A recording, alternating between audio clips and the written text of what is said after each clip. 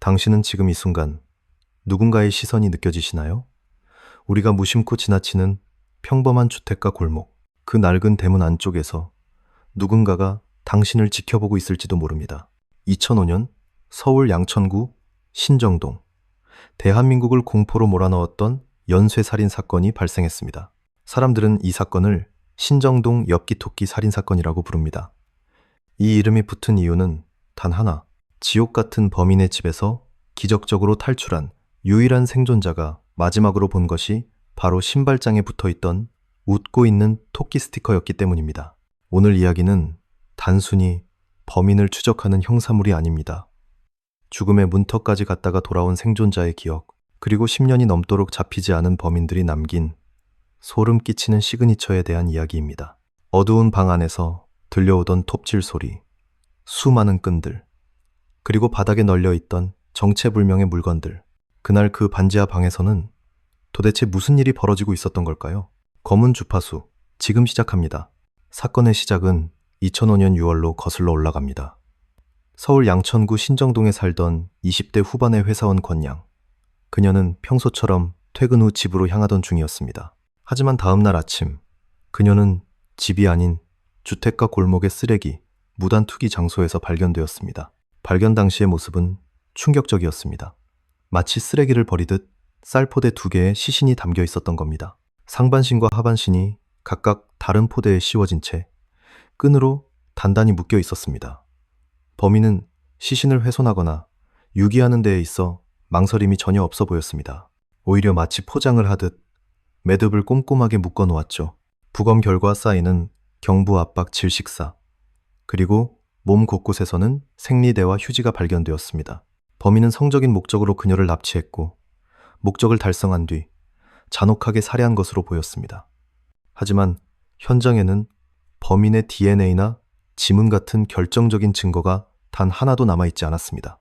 그리고 정확히 5개월 뒤인 11월, 첫 번째 사건 현장에서 불과 1.8km 떨어진 곳에서 또다시 40살의 주부 이 씨가 실종됩니다. 그녀 역시 며칠 뒤 쌀포대가 아닌 돗자리에 말린 시신으로 발견되었습니다. 시신의 상태나 매듭을 묶은 방식, 그리고 시신을 유기한 장소의 특징까지 모든 것이 첫 번째 사건과 판박이었습니다. 동일범의 소행이었습니다. 신정동 일대는 공포에 휩싸였습니다. 해질녘이면 골목길에 사람의 발길이 끊겼고 창문마다 쇠창살이 덧대어졌습니다. 하지만 경찰의 수사는 난항을 겪었습니다. 목격자도 CCTV도 없는 골목길의 유령 같은 범인. 그렇게 사건이 미궁 속으로 빠져들던 찰나 2006년 5월 세 번째 피해자가 발생합니다. 하지만 이번엔 달랐습니다. 그녀는 살아 돌아왔기 때문입니다.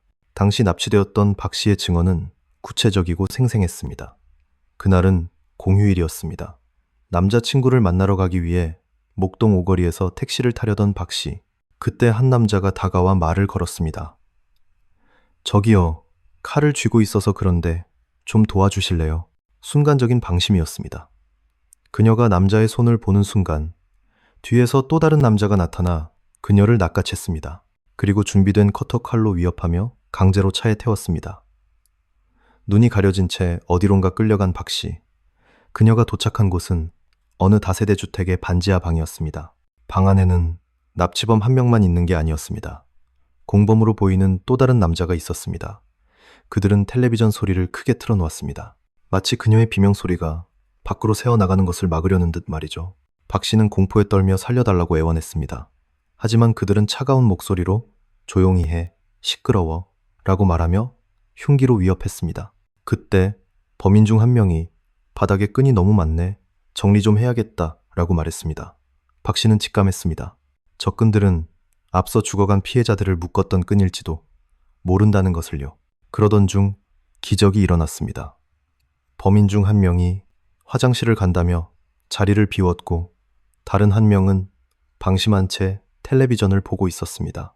그때 현관문이 살짝 열려 있는 것이 보였습니다. 박 씨는 생각할 겨를도 없이 신발도 신지 않은 채 밖으로 뛰쳐나갔습니다. 하지만 그녀가 도망친 곳은 밖이 아니었습니다. 너무 당황한 나머지 대문이 아닌 2층으로 올라가는 계단으로 뛰어 올라간 겁니다. 뒤에서 범인들이 쫓아오는 소리가 들렸습니다. 그녀는 2층에 있는 낡은 신발장 뒤편, 어두운 구석 틈새로 몸을 구겨 넣었습니다. 심장이 터질 것 같은 공포 속에서 그녀는 숨을 죽였습니다. 그때였습니다. 범인들이 그녀를 찾기 위해 계단을 오르내리며 투덜거리는 소리가 들렸습니다. 어디 갔지? 분명히 이쪽으로 왔는데. 박 씨는 신발장 틈 사이로 범인의 얼굴을 봤습니다. 그리고 바로 그 순간 그녀의 눈높이에 딱 들어온 것이 있었습니다. 낡은 신발장 옆면에 붙어있던 스티커, 우스꽝스러운 표정으로 웃고 있는 캐릭터, 마시마로였습니다. 일명 엽기 토끼 스티커였죠.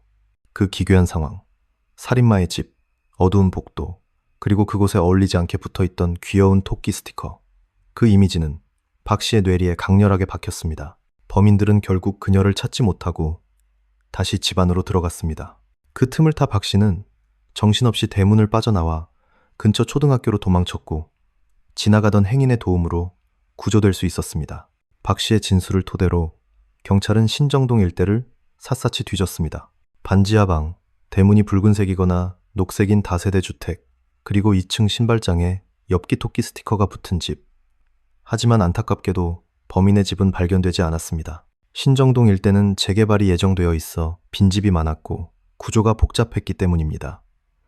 그렇게 유일한 단서였던 엽기 토끼는 기억 속으로 사라지는 듯 했습니다. 하지만 이 사건은 여기서 끝이 아니었습니다. 방송을 통해 이 사건이 알려지자 새로운 제보자들이 나타나기 시작했습니다. 그 중에는 전직 케이블 텔레비전 설치 기사도 있었습니다. 그는 2006년 당시 신정동의 한 다세대 주택에 작업을 하러 갔던 기억을 떠올렸습니다. 반지하 방이었는데 들어가자마자 서늘한 기운을 느꼈다고 합니다. 방바닥에는 끈들이 어지럽게 널려 있었고 집주인 남자는 모자를 푹 눌러쓴 채 기사를 계속 쳐다보고 있었다고 합니다. 그리고 결정적으로 그 기사는 2층 신발장에서 엽기 토끼 스티커를 봤다고 증언했습니다. 생존자 박 씨의 기억과 정확히 일치하는 내용이었습니다. 더 충격적인 것은 그가 본 또 다른 물건이었습니다. 그가 작업을 마치고 나오려는데 집주인이 톱을 정리하고 있었다는 겁니다. 도심 한복판의 가정집에서 톱이라니. 전문가들은 범인들이 단순한 충동적 살인마가 아니라고 분석합니다.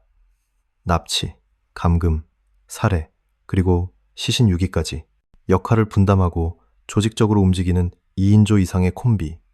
그들은 자신들의 공간인 집으로 피해자를 끌어들여 사냥하듯 범행을 저질렀습니다. 시신을 포장하듯 묶는 매듭 방식은 그들이 포장 관련 일을 하거나 현수막 설치 같은 일을 했을 가능성을 시사합니다. 그렇다면 그들은 지금 어디에 있을까요? 일각에서는 그들이 다른 범죄로 이미 감옥에 가 있을 것이라고 추측합니다. 실제로 신정동 사건 이후 검거된 2인조 강도 강간범들이 유력한 용의자로 지목되기도 했습니다. 그들의 수법, 거주지, 그리고 범행 도구들이 엽기 토끼 사건과 많은 부분에서 일치했기 때문입니다. 하지만 결정적인 물증이 없어 그들을 신정동 연쇄살인의 범인으로 단정짓지는 못했습니다. 사건 현장이었던 신정동 골목길은 이제 재개발되어 아파트 단지로 변했습니다. 그 낡은 반지하 방도, 엽기 토끼 스티커가 붙어있던 신발장도 모두 사라졌습니다. 하지만 그날의 공포는 생존자의 기억 속에, 그리고 유가족들의 가슴 속에 여전히 선명하게 남아 있습니다. 만약 그날 박 씨가 탈출하지 못했다면 우리는 영원히 이 사건의 실체를 모르고 지나갔을지도 모릅니다. 웃고 있는 엽기 토끼 스티커. 그것은 어쩌면 범인들이 자신의 잔혹성을 감추기 위해 붙여놓은 가장 소름 끼치는 가면이었을지도 모릅니다. 지금 당신이 걷고 있는 골목길. 무심코 지나친 전봇대나 담벼락에 붙어있는 낡은 스티커를 본 적이 있나요? 그 스티커 뒤에 누군가의 간절한 구조 신호가 숨겨져 있을지도 모릅니다. 세상의 모든 잊혀진 목소리를 찾아서 지금까지 검은 주파수였습니다.